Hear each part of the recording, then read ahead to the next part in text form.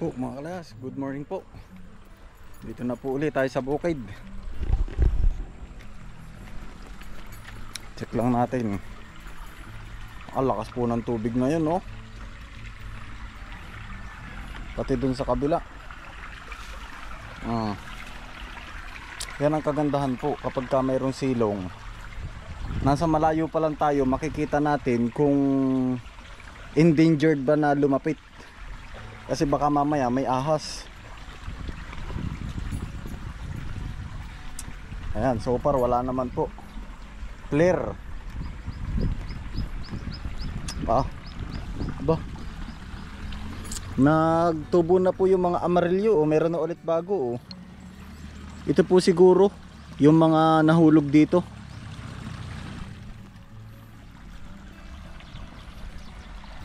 Pagpunta din buhay na ulit aring mga bulaklak.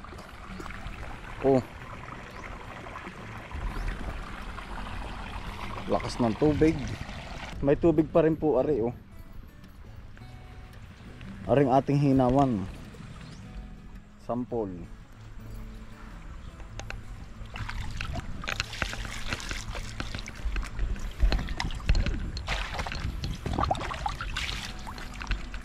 Ayos.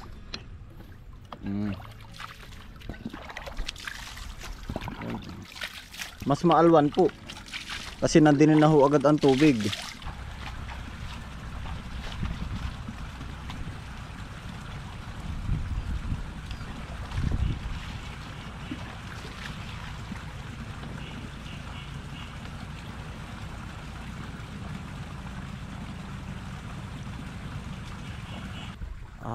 Nakaka-relax.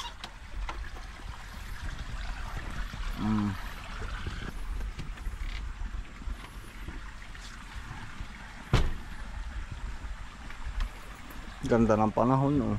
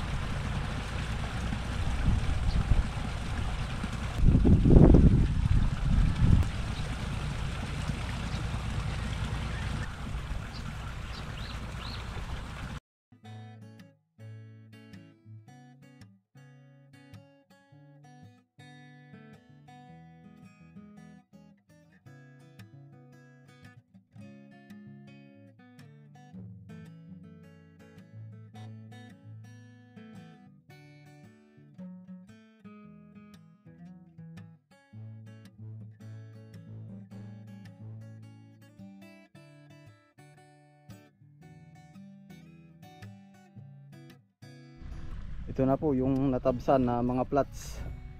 Bali 5 plots po ito. Ngayon po lalagyan ko ng plastic kagaya po nito, para hindi po tayo tabas ng tabas. Kung mapapansin nyo po dun sa mga nakaraang video natin, makita nyo sobrang tataas talaga ng mga damo. Kahit papano naman ay okay na, para kita rin po natin kung may mga papalapit na ahas. Sisilong po muna ako at napakainit. Pahinga na muna uli.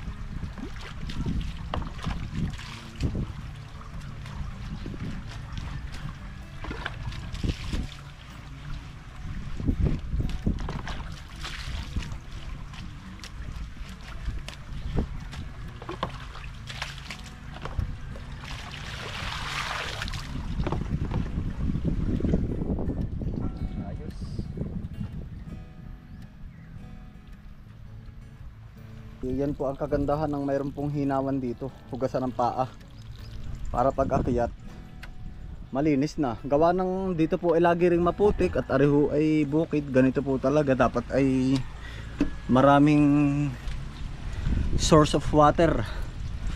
Oh. Yeah. Ayos na, kita na yung mga plots. Pagtapos ng trabaho, pahinga naman. Ayan oh, lakas ng hangin. Pero ang init ho ng panahon. Ayun po mga kalayas, maglalagay na po ako ng plastic mulch.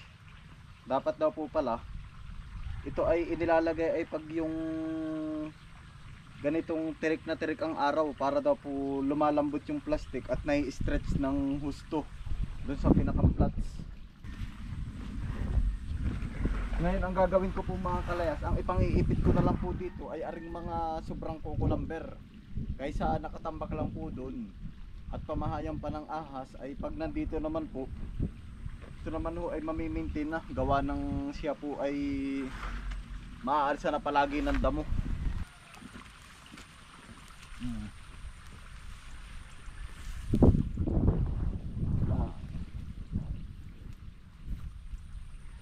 Meron po ako ditong mga pang-clip dito sa plastic mulch.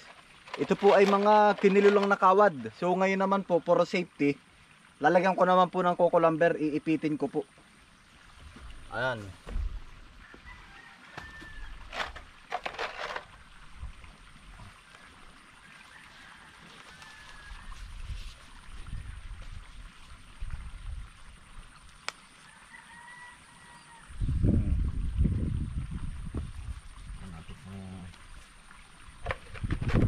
Para po siya ay hindi mapalad ng hangin.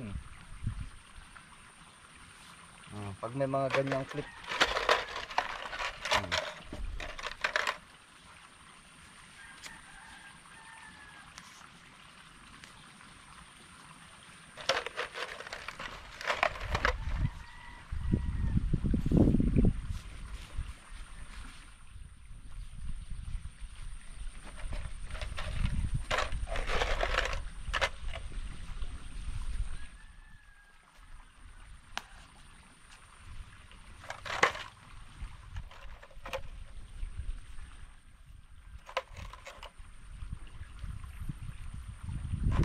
Maganda nga naman at stretch na stretch oh. Bali po mga kalayas, ako po yung mag-share regarding po dun sa ilang mga napanood ko lang po. Tayo po ay hindi eksperto sa paghahalaman. Ito po ay napakaraming advantage. Unang-una daw po, kapag nilagyan ng plastic mulch, hindi daw po mag-erosion ng basta-basta yung mga plots po natin. Kalwa po, pwede daw magkaroon ng improvement yung mga microorganism, kumbaga pag may ganitong harang. Ang pangatlo daw po, yung mga weeds. Siyempre po, kapag may butas, basically, tutubo po talaga yung mga weeds dun sa pinakang butas, yung paglalagyan po ng halaman. Pero compare po na gagamasin mo lahat, mas malaking tulong pa rin po ito. Kaya ayun po, malaking advantage po na mayroong plastic mulch. Kulay silver yung nasa ibabaw. Yung pala mga kalayas, ang advantage po nun, makakatulong daw po yun para mag-bounce back yung init. Tapos yung nasa ilalim naman po ay kulay black. So bali yun po yung magme-maintain, para yung ilalim naman, yung pinakanlupa, ay hindi ganun ka-init.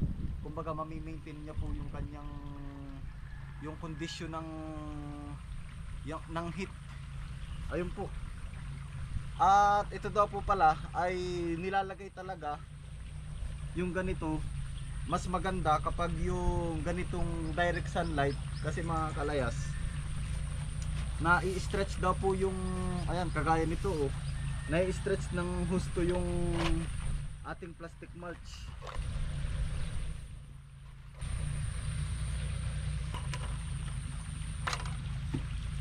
Malwa na po ayong plat. Ito naman po ay napantay ko na. Mataba pa rin po yung lupa oh. Ito po ay yung pinag-anuhan ay. Ito po ay yung pinagdayamihan.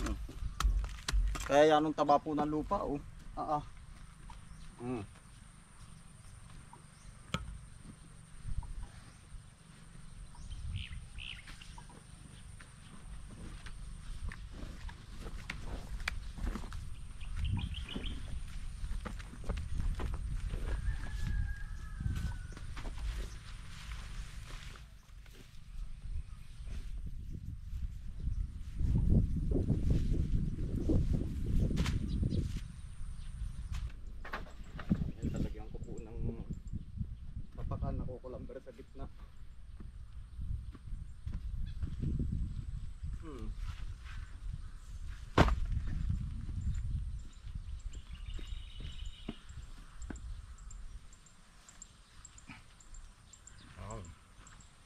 maganda po may mga ganun rin tapakan. Oh.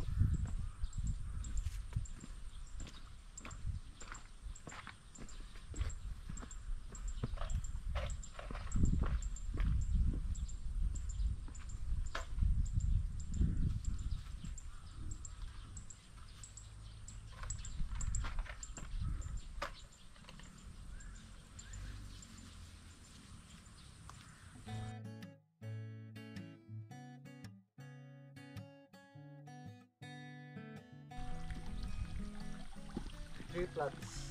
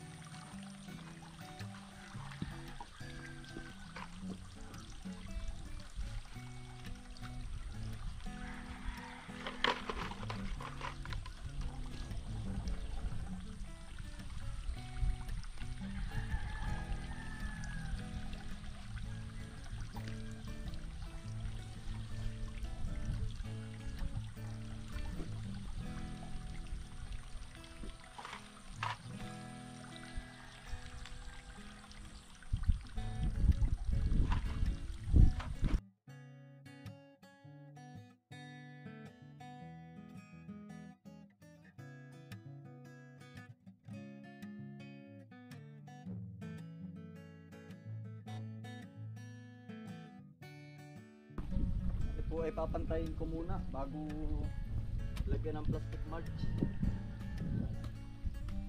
I-develop ko po muna ari oh.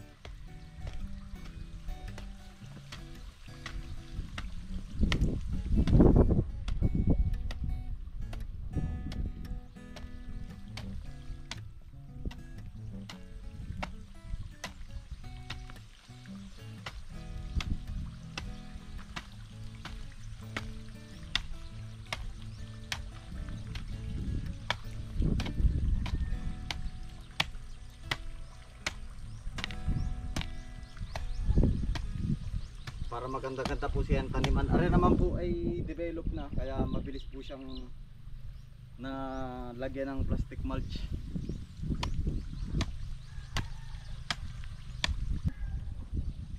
Papahinga muna mga kalayas at tapakainit. Basang-basa ay oh. Pawisan-pawisan. Kahit pahinga din. Are naman ay hindi naman po are talian. Ay talagang napakainit po. Aba, santing. Inom muna ng maraming tubig. Talagang santing ang init.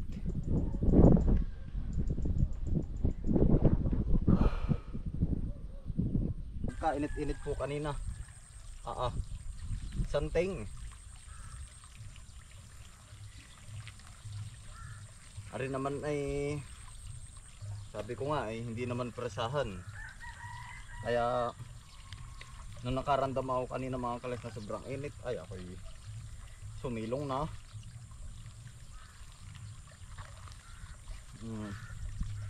Hindi naman magtrabaho ng hapon oh. Yung lilim na talaga. Ari po akala ang pinapantay tsaka pinipino ari mga lupa para pagtatanim ay maganda-ganda. Ari pong unang tatlo ay napantay ko na po ari ay.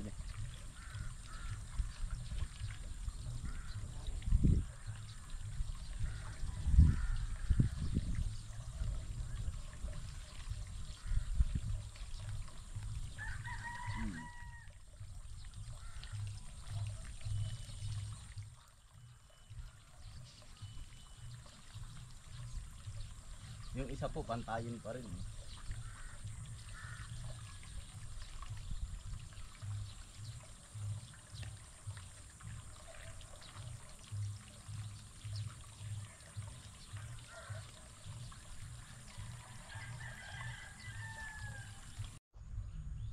Kalayas, hindi ko na po natapos. Bukas na po uli ari.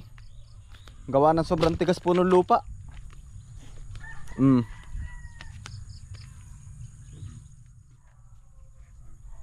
Ay ngayon po hapon na. Hindi na po tayo makakatrabaho pag sunod na po uli.